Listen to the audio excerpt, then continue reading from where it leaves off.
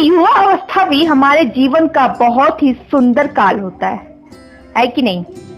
बाहों में बल, मन में कुछ बड़ा कर जाने की चाहत, आंखों में भविष्य के सुंदर और कोमल सपने। और इसी अवस्था में मनुष्य के भीतर पनपता है प्रेम। किसी को देखकर उस पर मन मोहित हो जाता है और फिर मनुष्य अपना सब कुछ सर्वज्ञ उस पर निछावर कर देने की चाहत रखता है। फिर प्रेम की परिणति होती है विवाह में। सही कहा ना मैंने? परंतु यहीं से अधिकांशतः माता पिता और संतान के मध्य विचारों का विरोध उत्पन्न हो जाता है।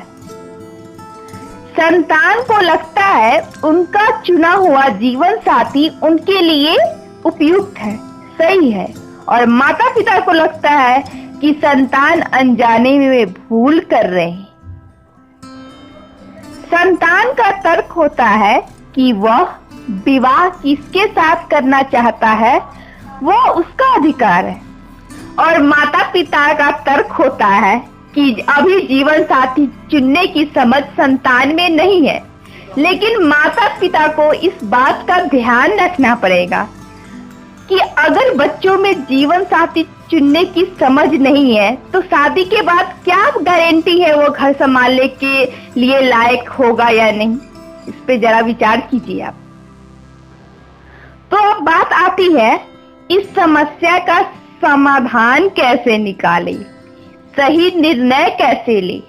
इसका बस एक ही मार्ग है, अपने उत्तरदायित्व का भान और अपने से बड़ों का मापदंड का भान हमें होना चाहिए।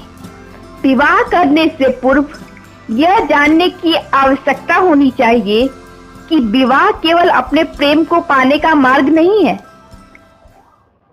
अपितु विवाह से जीवन का नया मार्ग भी खुलता है और हर नए जीवन के साथ नई जिम्मेवारियां भी होती है। यदि इन जिम्मेवारियों को समझकर निर्णय लिया जाए तो विश्वास करना आपका विवाहित जीवन सुखमय होगा और आपको कभी इस बात का पछतावा नहीं होगा कि आपने अपने जीवन में कोई गलत निर्णय लिया है।